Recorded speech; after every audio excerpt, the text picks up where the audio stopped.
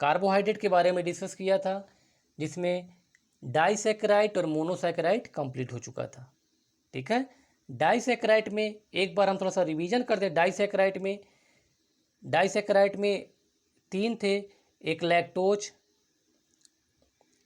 Lactose था, sucrose और maltose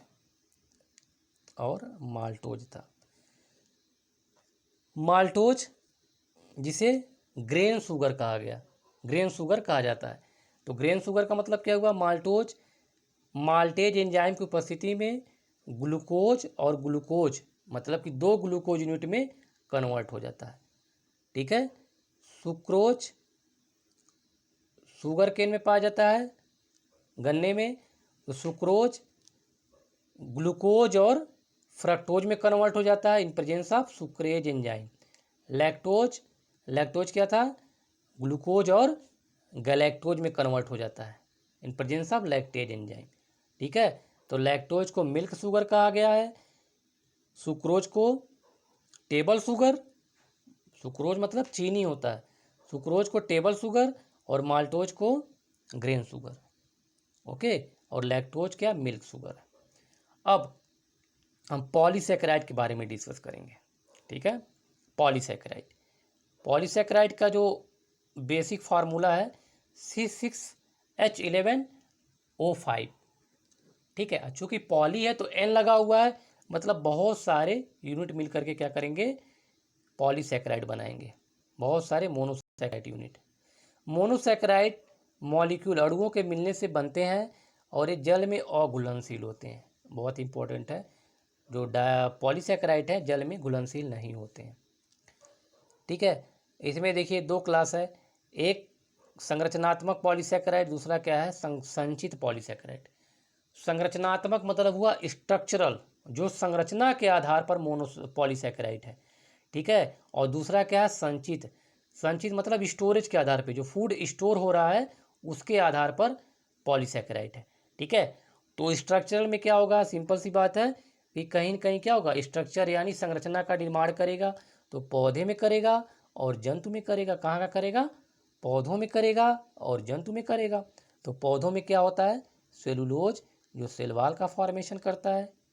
ठीक है, तो सेलुलोज क्या है? पॉलीसैकेराइड है, स्ट्रक्चरल पॉलीसैकेराइड है, संरचनात्मक पॉलीसैकेराइड है सेलुलोज, एग्जाम्पल इसका। ठीक है, दूसरा क्या? Storage, on the basis of storage, तो संचित भोज्य पदार्थ के रूप में।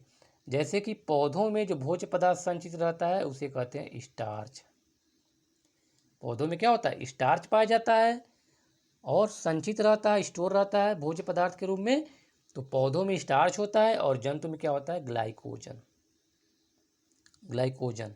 ठीक है, ग्लाइकोजन और स्टार्च इसके एग्जाम्पल हैं संचित में, और संरचनात्मक में सेलुलोज और काइटिन। काइटिन क्या है? जो जंतु होते हैं उनके ऊपर का जो बाहरी लेयर होता है काइटिन का बना होता है। जैसे कीड़े मकोड़े होते हैं, उनके पंख हो गए, उनके ऊपर की जो संरचनाएं पाई जाती हैं वे काइटिन की बनी होती हैं। ठीक है, तो काइटिन क्या है? संरचनात्मक पॉलीसैकेराइड। ओके, इसको सब याद कर लीजिएगा, कई बार पढ़ना पड़ेगा, आसानी से तो ये याद हो जाएगा। ठीक है, इसको याद कर लीजिएगा क्योंकि इससे क्वेश्चन पूछा जाता है और थोड़ा सा कॉम्प्लिकेटेड है, क्योंकि संरचनात्मक और संचित 2 भागों में डिवाइड किया गया है। अब सबके कार्य देख लेते हैं। काइटिन क्या होगा? कीटों के बाह्य कंकाल तथा पंखों का निर्माण करते हैं। ठीक है, तो कीट जो होते हैं उनके बाह्य कंकाल एक्सोस्केलेटन और जो पंख का निर्माण होता है काइटिन का बना होता है। ठीक है, दूसरा क्या? Starch and Mand. स्टार्च पौधों में संचित भोज्य पदार्थ के रूप में होता है, जैसे चावल हो गया, गेहूं हो गया, मक्का, आलू, इन सब में स्टार्च बहुतायत मात्रा में पाया जाता है। ठीक है, जहाँ देखिए 6CO2 12H2O। ठीक, ये कुछ नहीं है, फोटोसिंथेसिस का रिएक्शन है, प्रकाश संश्लेषण की अभिक्रिया है। ठीक है, C6H12O6 या ग्लूकोज बना, 6O2 बन गया और वाटर रिलीज हो गया। ठीक है, ये ऑक्सीजन क्या कहाँ पर चला जाएगा? फिर जंतुओं द्वारा श्वसन में चला जाएगा, ऑक्सीजन श्वसन क्रिया में भाग लेगा, और ये यही आपका ढेर सारे ग्लूकोज ग्लूकोज ग्लूकोज यूनिट मिलकर क्या करेंगे, स्टार्च का फॉर्मेशन करते हैं। ओके, समझ में आ गया होगा। अब third one is glycogen. Glycogen कहाँ पे होता है, मानव सहित अन्य स्तनधारियों में भोज्य पदार्थ के रूप में संचित होता है।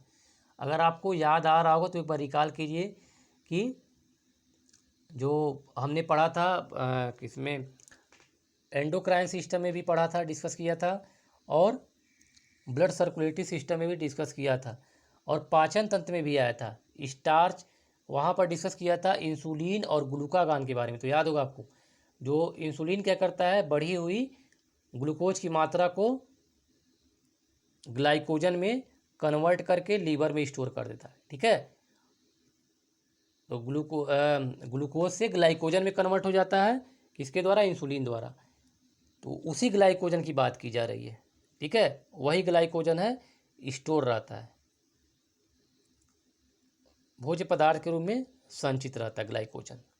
और सेलुलोज वनस्पति कोशिकाओं की कोशिका भित्ति में पाई जाती है, सेल वॉल में पाई जाती है।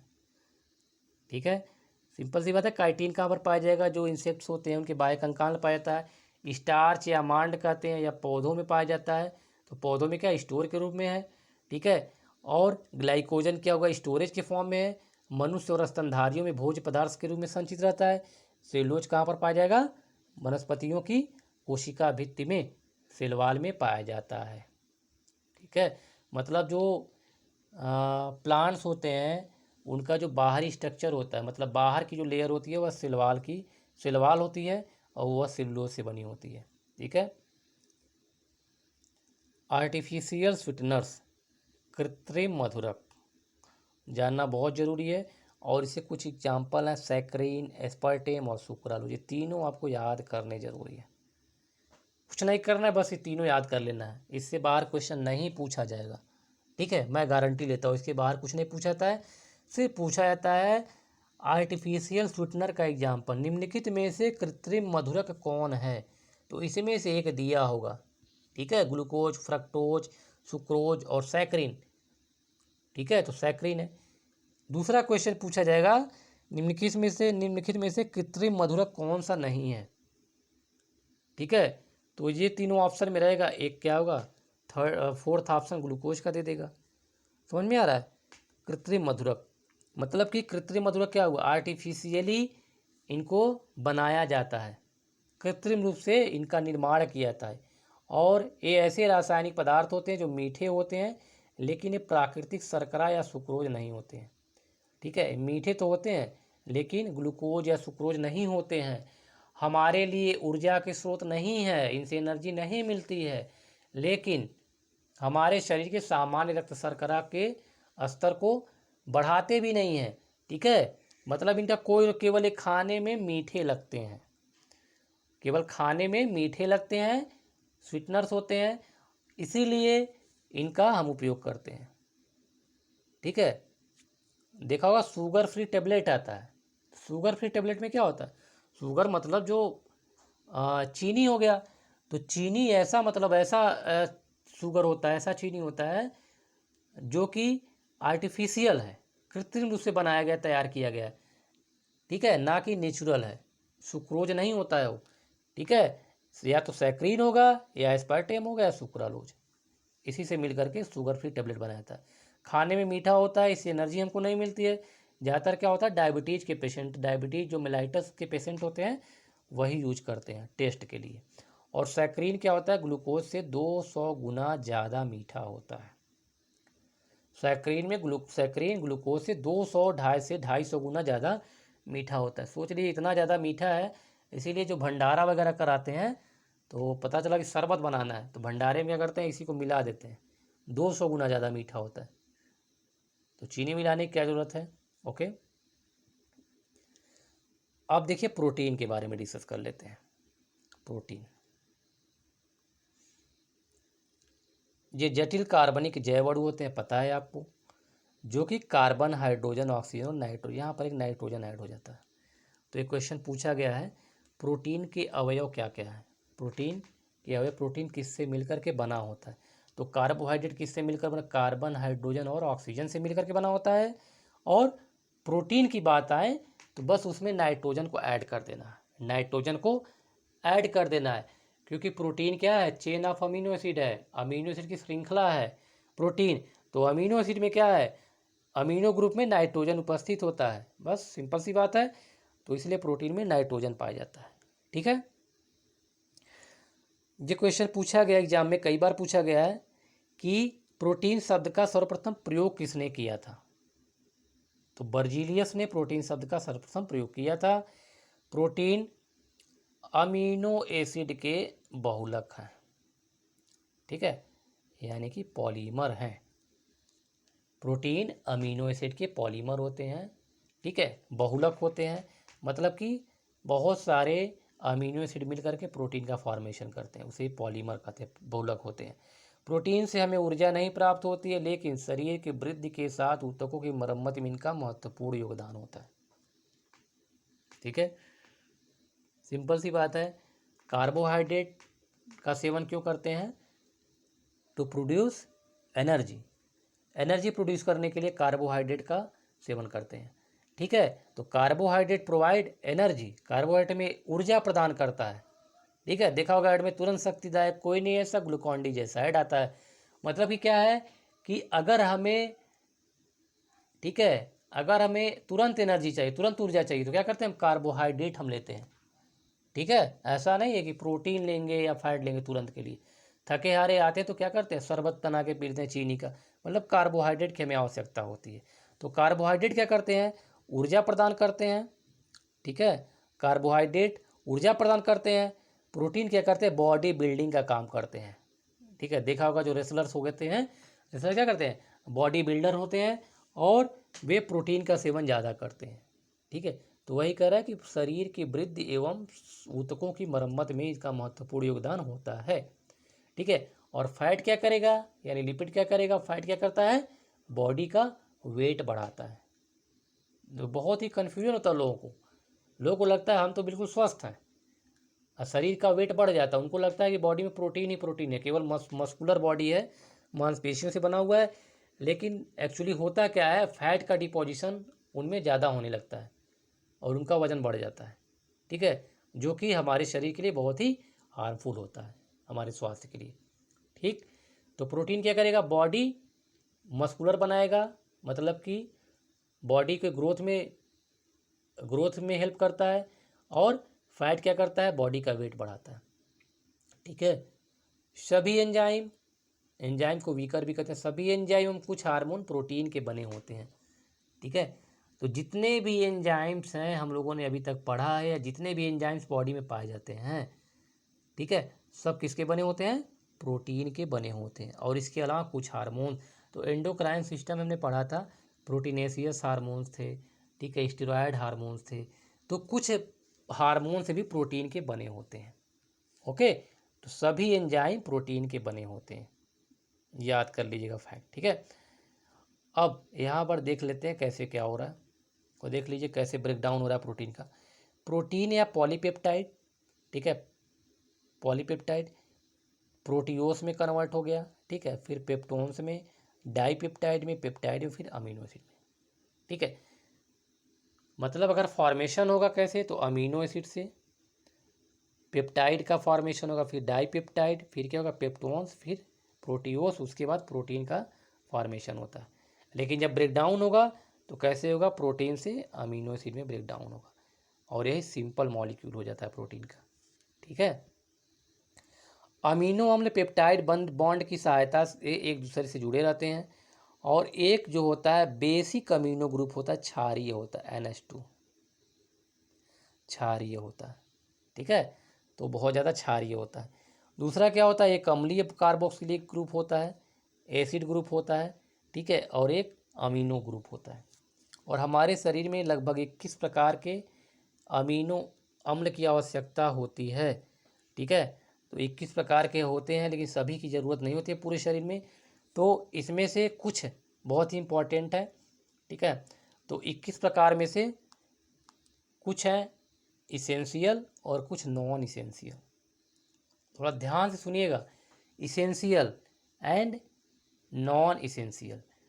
तो इसेंशियल मतलब हो गया जो अनिवार्य है। तो अनिवार्य कौन सा होगा? जिसका प्रोडक्शन, जिसका उत्पादन हमारे शरीर में नहीं हो रहा है, या जिसका संश्लेषण हमारे शरीर में नहीं हो रहा है। मतलब हम डिपेंडेंट हैं, बाहर से फूड के रूप में हम उसको क्या करेंगे? कंज्यूम करेंगे। फूड के माध्यम से, भोजन के माध्यम से उसको हम कंज्यूम करेंगे, तो उसे अनिवार्य अमीनो एसिड कहते हैं। दूसरा क्या है? अनानिवार्य है, मतलब नॉन इसेंशियल अमीनो एसिड है। मतलब इसका संश्लेषण या सिंथेसिस हमारे शरीर में होता है, इसलिए इन्हें प्राप्त करने के लिए हमें भोजन की आवश्यकता नहीं होती है। ठीक है, तो कुछ याद कर लेना, जैसे एलानिन, ग्लाइसिन। पेपर थोड़ा सा जब टफ बनाए तो इस तरह के क्वेश्चन पूछे जाते हैं, अदरवाइज ज़्यादा इंपॉर्टेंट नहीं है। ठीक है, लेकिन फिर भी एक बार alanine, glycine, serine, glutamate and aspartate. ठीक है, देख लिए बड़ा ही कन्फ्यूजन होता है इसमें। एस्पार्टेट है और कृत्रिम मधुरक में हमने पढ़ा था एस्पार्टेम पढ़ा था, तो कन्फ्यूज मत होइएगा। दिस इज एस्पार्टेट और वो क्या था? एस्पार्टेम था, एस्पार्टेम। ठीक है, तो ये वाले याद हो जाएंगे तो अपने आप जो भी है इसमें अनिवार्य वाले में हम क्या करते हैं? डाल सकते हैं। और इनका संश्लेषण हमारे शरीर में नहीं होता है, ये भोज्य पदार्थों में प्रचुर मात्रा में पाए जाते हैं और इसीलिए हमें भोजन से प्राप्त करना होता है। इस संख्या में लगभग 9 होते हैं: histidine, isoleucine, lysine, leucine, methionine, phenyl alanine, phenyl alanine, threonine, arginine और ट्रिप्टोफॉन। तो यहाँ पर देखिए ट्रिप्टोफॉन पूछा गया है 1-2 बार, तो ट्रिप्टोफॉन याद कर लीजिए अनिवार्य में। ठीक है, और ये ग्लूटामेट और सीरीन, ग्लाइसिन, एलानिन ये नॉन इसेंशियल या अनानिवार्य में याद कर लीजिए। ओके, पढ़ेंगे तो याद हो जाएगा। ये ट्रिप्टोफॉन याद करना जरूरी अनिवार्य में, और सीरीन, ग्लूटामेट, ग्लाइसिन, एलानिन ये कहाँ पाए जाते हैं? अनानिवार्य, हमारे शरीर में इनका सिंथेसिस होता है। कार्य के आधार पर प्रोटीन का वर्ग बहुत इंपॉर्टेंट है। ठीक है, कार्य के आधार पर प्रोटीन का वर्गीकरण, classification of protein on the basis of function. देखिए एक्टिन एंड मायोसिन, मांसपेशियों में प्रोटीन पाए जो मांसपेशियों को कंट्रैक्शन और रिलैक्सेशन पे सहायता प्रदान करते हैं। ठीक है, तो एक्टिन एंड मायोसिन ये 2 प्रकार के मांसपेशीय प्रोटीन है। ठीक है, पेशियों में पाए जाते हैं, मस्कुलर प्रोटीन है। इसके बाद देखिए केराटिन, केराटिन कहाँ पाया जाएगा? बाल और नाखून में। ठीक है, केराटिन। कोलेजन कहाँ पर? स्नायु एवं कॉन्ड्रेन एंड लिगामेंट में पाया जाता है, लिगामेंट में पाया जाता है, स्नायु में पाया जाता है कोलेजन फाइबर। ठीक है, तो यहाँ देखिए केराटिन एक और कन्फ्यूजन वाला टर्म है, केराटिन और काइटिन। काइटिन क्या था? पॉलीसैकेराइड था। कौन सा? संरचनात्मक पॉलीसैकेराइड था। ठीक है, और ये क्या है? केराटिन है। केराटिन क्या होगा? प्रोटीन है। ठीक है, जो हमारे बाल और नाखून में पाया जाता है, जो हमारा नाखून है, बाल है। ठीक है, मतलब एक प्रकार का एक्सोस्केलेटन है, उसमें केराटिन पाया जाता है और एक प्रकार का प्रोटीन होता है। ठीक, कोलेजन फाइबर जो लिगामेंट्स होते हैं उसमें पाए जाते हैं स्नायु में। अब ट्रांसपोर्ट प्रोटीन, ट्रांसपोर्ट मतलब ट्रांसपोर्टेशन का, परिवहन का कार्य करते हैं। तो 2 प्रकार का है, एक है हीमोग्लोबिन, दूसरा क्या है? मायोग्लोबिन। तो दोनों एक ही तरह के हैं, लेकिन हीमोग्लोबिन जो होता है यह मानव एवं अन्य स्तनियों में पाया जाता है, जबकि मायोग्लोबिन जो होता है वह जल में रहने वाले स्तनियों में पाया जाता है। ठीक है, जो जल के अंदर रहते हैं स्तनी, जैसे कि व्हेल और डॉल्फिन। व्हेल के यहाँ पर पाई जाती है, जल में होती है, जल के अंदर होती है, उसमें मायोग्लोबिन पाया जाता है। तो हीमोग्लोबिन में हीम होता है और ग्लोबिन प्रोटीन होता है। हीम मतलब आयरन हो गया और ग्लोबिन क्या है? प्रोटीन है, और ऑक्सीजन और कार्बन डाइऑक्साइड का परिवहन करते हैं। ठीक है, इसको अच्छे से समझने के लिए हमें परिसंचरण तंत्र पढ़ना होगा, तब जाके समझ में आएगा। ओके, परिसंचरण तंत्र का लिंक वीडियो में मैं दे दूंगा, वहाँ से आप देख लीजिएगा। ठीक है, मायोग्लोबिन। ठीक है, मायोग्लोबिन हीम आयरन है, ग्लोबिन प्रोटीन है, ऑक्सीजन और कार्बन डाइऑक्साइड का परिवहन ही करते हैं, लेकिन ऐसे स्तनियों में जो जल में पाए जाते हैं, व्हेल एंड डॉल्फिन में पाए जाते हैं। ठीक है, मायोग्लोबिन व्हेल और डॉल्फिन में पाया जाता है। मायोग्लोबिन की ऑक्सीजन से क्रिया करने की जो क्षमता होती है हीमोग्लोबिन से बहुत ज़्यादा होती है।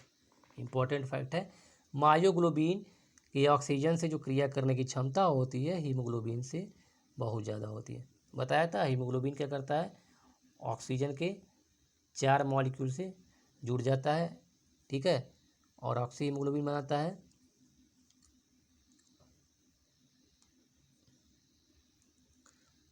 ऑक्सीजन हीमोग्लोबिन से जुड़ जाता है। ठीक है,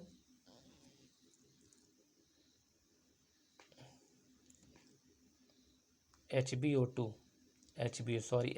बनाता है। ठीक है, HbO2 बनाता है, ब्लड सर्कुलेटरी सिस्टम में डिस्कस किया था।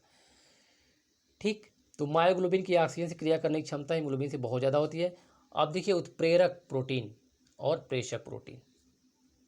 उत्प्रेरक मतलब कि कैटालिटिक, जो क्या करते हैं, कैटालिस्ट की तरह काम करते हैं। एंजाइम मुख्य रूप से प्रोटीन के बने होते हैं।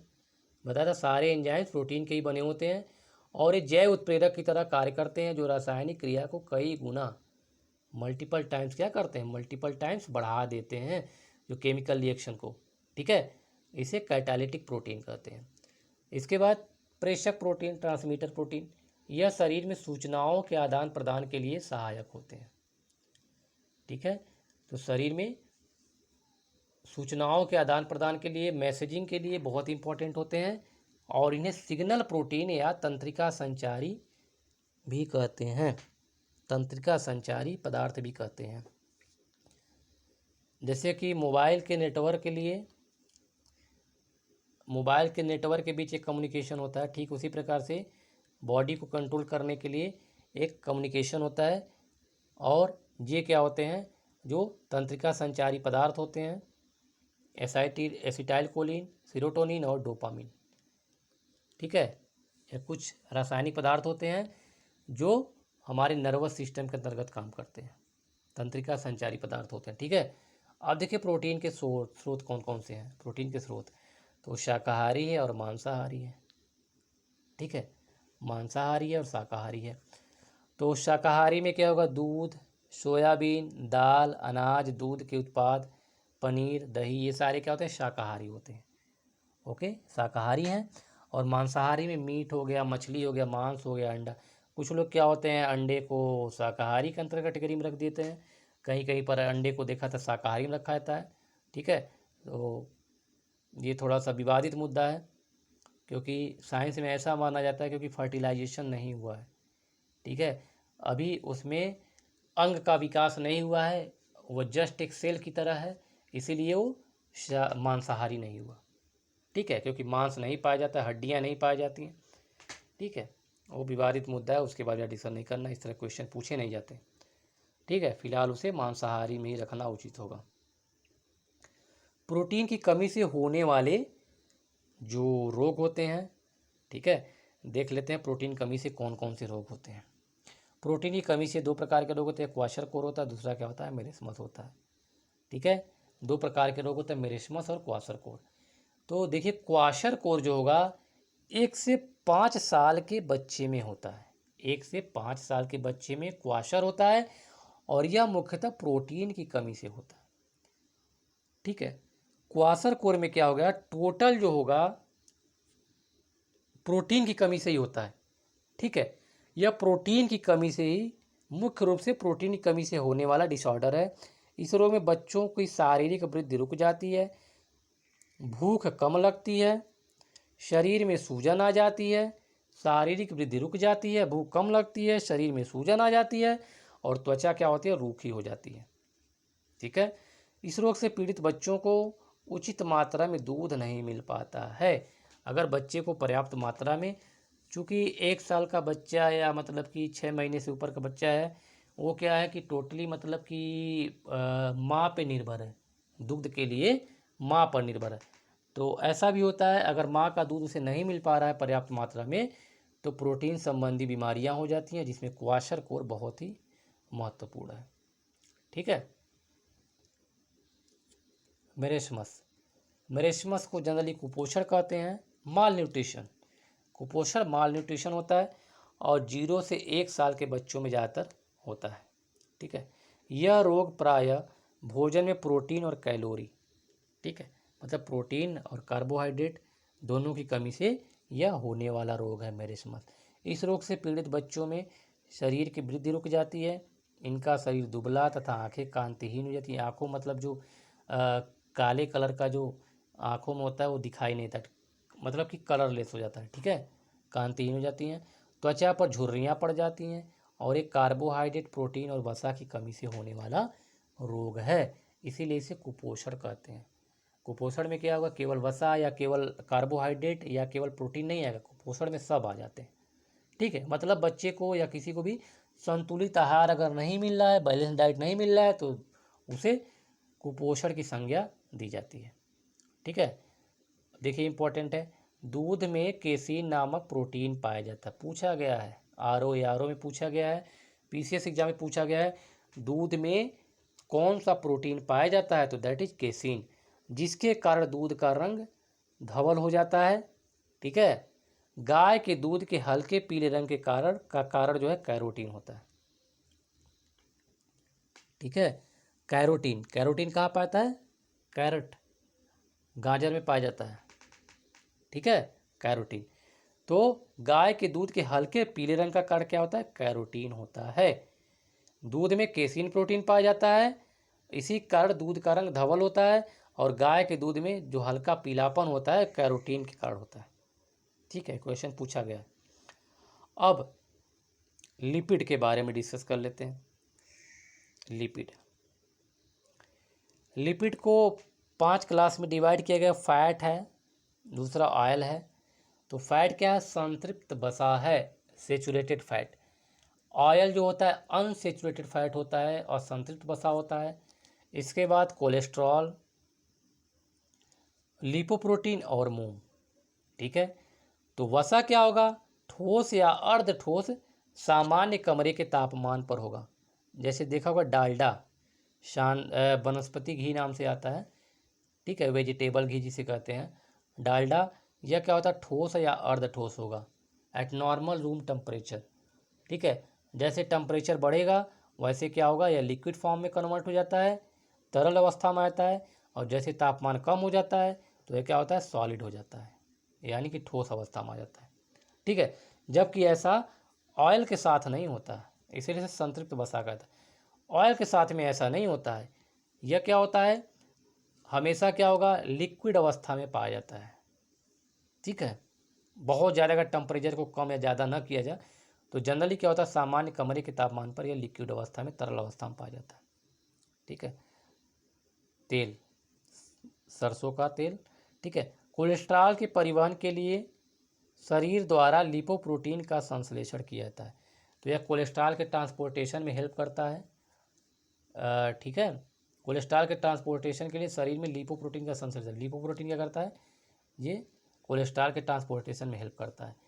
और इसके बाद कोलेस्ट्रॉल एक है। ठीक है, और मोम, मोम क्या करता है, सामान्य लिपिड है, जनरल लिपिड है, वैक्स मोम, तो मोम का ज़्यादा कोई इंपॉर्टेंट रोल है नहीं। ठीक है, अब देखते हैं फैट के बारे में। फैट, ये जटिल कार्बनिक जैव अणु होते हैं जो कार्बन, हाइड्रोजन और ऑक्सीजन के बने होते हैं। ये वसी अम्ल तथा ग्लिसरॉल के एस्टर्स होते हैं। मतलब फैट जब टूटेगा तो फैटी एसिड वसी अम्ल और ग्लिसरॉल में टूट जाता है। तो कह रहा है कि मतलब कि ये वसी अम्ल और ग्लिसरॉल के एस्टर होते हैं। अब देखिए एस्टर क्या होते हैं, एस्टर कार्बनिक एसिड, वसी अम्ल तथा अल्कोहल ग्लिसरॉल के मध्य रासायनिक क्रिया के फलस्वरूप बनते हैं। ठीक है, कार्बनिक एसिड और अल्कोहल मिलकर के एस्टर का फॉर्मेशन करते हैं और वसी अम्ल और ग्लिसरॉल मिलकर के वसा का फॉर्मेशन करता है। ठीक है, तो कार्बनिक एसिड कोई भी ऑर्गेनिक एसिड है, अल्कोहल के साथ अगर रिएक्शन होगा तो एस्टर बना देगा, और अगर वसी अम्ल ग्लिसरॉल के साथ रिएक्शन होता है तो वसा बन जाता है, या वसा अगर टूटेगा तो ग्लिसरॉल और फैटी एसिड वसी अम्ल में टूट जाता है। वसी अम्ल के प्रकार। ठीक है, वसी अम्ल के प्रकार सेचुरेटेड और अनसेचुरेटेड, यानी कि संतृप्त वसा और दूसरा क्या है, असंतृप्त वसा। तो सिंपल सी बात है, कार्बन के बॉन्ड के आधार पे इनको क्लासिफाई किया गया है। तो अगर कार्बन में सिंगल सिंगल बॉन्ड है, ठीक है, सिंगल बॉन्ड है तो संतृप्त हो जाएगा, और डबल बॉन्ड है तो क्या होगा, असंतृप्त हो जाता है। ठीक है, तो प्रत्येक परमाणु एक दूसरे से एक इलेक्ट्रॉन का साझा करता है तथा एकल बंध द्वारा जुड़ा रहता है। कार्बन कार्बन हो गया। ठीक है, दो पास के कार्बन परमाणु एक दूसरे 2 इलेक्ट्रॉन का साझा करते हैं। ठीक है, मतलब अगर ये हो गया कार्बन, जैसे कि पढ़ा होगा एल्कीन और एल्काइन में, एल्कीन में 2 कार्बन 2 बॉन्ड होते हैं, एल्काइन में 3 कार्बन बॉन्ड होते हैं। तो एक इलेक्ट्रॉन यहाँ, एक इलेक्ट्रॉन यहाँ, एक इलेक्ट्रॉन यहाँ, एक इलेक्ट्रॉन है, 4 इलेक्ट्रॉन का साझा हो गया। ठीक है, मतलब कि 2 इलेक्ट्रॉन का साझा हो गया। यहाँ पर क्या होता है, एक बॉन्ड में 2 इलेक्ट्रॉन होते हैं, एक बॉन्ड का मतलब 2 इलेक्ट्रॉन है। तो यहाँ पे 2 इलेक्ट्रॉन का हो रहा है, और यहाँ पर क्या होता है, दोनों क्या हो रहा है, एक एक इलेक्ट्रॉन का हो रहा है। यहाँ पर क्या है, दोनों 2 इलेक्ट्रॉन कर रहे हैं साझा।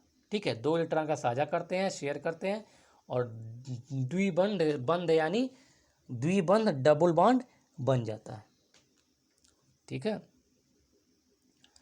वसी अम्ल असंतृप्त की संरचना में द्विबंध की उपस्थिति के आधार पर पुनः 2 वर्गों में वर्गीकृत किया गया। थोड़ा सा साइंटिफिक टर्म को हिंदी में बोलने में बहुत कठिनाई होती है। ठीक है, तो कभी कभी मिस्टेक हो जाता है। तो डबल बॉन्ड की उपस्थिति के आधार पर इन्हें पुनः 2 वर्गों में क्लासिफाई किया गया है। पहला है मोनो अनसेचुरेटेड फैटी एसिड, मूफा और पूफा। तो मोनो अनसेचुरेटेड फैटी एसिड, इसमें केवल एक कार्बन डबल बॉन्ड उपस्थित होता है। ठीक है, एक कार्बन डबल बॉन्ड उपस्थित होता है, जबकि पॉली अनसेचुरेटेड फैटी एसिड में कार्बन डबल बॉन्ड जो होगा 2 होगा। ठीक है, मोनो अनसेचुरेटेड फैटी एसिड, इसमें क्या होगा, एक कार्बन डबल बॉन्ड होगा। ठीक है, इनमें क्या होगा, 2 या 2 से अधिक, ठीक है, या एक से अधिक डबल बॉन्ड उपस्थित होगा पॉली अनसेचुरेटेड फैटी एसिड में। बस कार्बन के बॉन्ड पे आधारित है। ठीक है, तो मोनो अनसेचुरेटेड फैटी एसिड और पॉली अनसेचुरेटेड फैटी एसिड। अब देखते हैं अनिवार्य वशीय अम्ल। अनिवार्य यानी कि फैटी इसेंशियल फैटी एसिड्स, इनका संश्लेषण हमारे शरीर में नहीं होता है। ये असंतृप्त वशीय अम्ल होते हैं और ये हमें बाहरी स्रोतों से प्राप्त होते हैं। ठीक है, हमारे बॉडी में इसका सिंथेसिस संश्लेषण नहीं होता है, और ये अनसेचुरेटेड फैटी एसिड होते हैं। तो अनसेचुरेटेड है, इसलिए हमारे शरीर के लिए लाभदायक है। ठीक है, और ये बाहरी स्रोतों से प्राप्त होते हैं, omega 3 fatty acid, omega 6 fatty acid. ठीक है, ये क्वेश्चन पूछा गया है आईएएस के एग्जाम में, पीसीएस के एग्जाम में पूछा गया है क्वेश्चन दोनों में, कि ओमेगा 3 जो होता है डोकोसा हेक्साडोनिक एसिड होता है, इसे डीएचए कहते हैं। जैसे देखा होगा हॉर्लिक्स का ऐड आता है, उसमें कहता है इसमें ईपीए और डीएचए है। ठीक है, ईपीए क्या होता है, ई कोसा पेंटानोइक एसिड, ईपीए ई कोसा पेंटानोइक एसिड। और डीएचए क्या होता है, डोकोसा हेक्साडोनिक एसिड, डोकोसा हेक्साडोनिक एसिड, ई कोसा पेंटानोइक एसिड। ठीक है, ईपी और डीएचए बहुत ही हमारे लिए फ़ायदेमंद होते हैं। ठीक है, बादाम में, अखरोट में पर्याप्त मात्रा में पाए जाते हैं, और ये क्या करते हैं, हमारी तंत्रिका तंत्र के लिए बहुत ही फायदेमंद होते हैं। ठीक है, तो ईपीए और डीएचए अनिवार्य रूप से तंत्रिका कोशिकाओं तथा आँखों के लिए बहुत ही ज़्यादा उपयोगी होते हैं, मतलब कि नर्वस सिस्टम से रिलेटेड होते हैं। और इसीलिए देखिए हॉर्लिक्स वगैरह में ये मिला होता है ईपीए और डीएचए। ठीक है, तो इसको याद कर लीजिएगा, डोकोसा हेक्साडोनिक एसिड डीएचए और ई कोसा पेंटानोइक एसिड। ठीक है, ईपीए होता है, बहुत ही इंपॉर्टेंट होता है। तो अखरोट में, बादाम में पाया जाता है। ठीक है, और बहुत ही महत्वपूर्ण होता है हमारे तंत्रिका तंत्र के लिए। तो इसलिए उपयोगी होता है क्योंकि अगर इसका सेवन हम करते हैं तो हमारी मेमोरी बढ़ जाती है। ठीक है, और हमारा तंत्रिका तंत्र अच्छे से यानी कि न्यूरॉन्स हमारे अच्छे से काम करने लगते हैं। ओके दोस्तों, वीडियो काफ़ी बड़ा हो जाता है तो थोड़ा सा समझने में दिक्कत होती है। ओके, तो आज का हम यहीं पर अभी आज का वीडियो यहीं पर हम रोक देते हैं। जो थर्ड पार्ट, इसका थर्ड पार्ट आएगा पोषण मानव पोषण का थर्ड पार्ट, उसमें हम जो आगे के कुछ मतलब टॉपिक छूट गए हैं उसको हम डिस्कस करेंगे। ओके, और दोस्तों अगर आपको वीडियो पसंद आए तो उसको लाइक कीजिए, शेयर कीजिए और हाँ, सब्सक्राइब करना ना भूलें।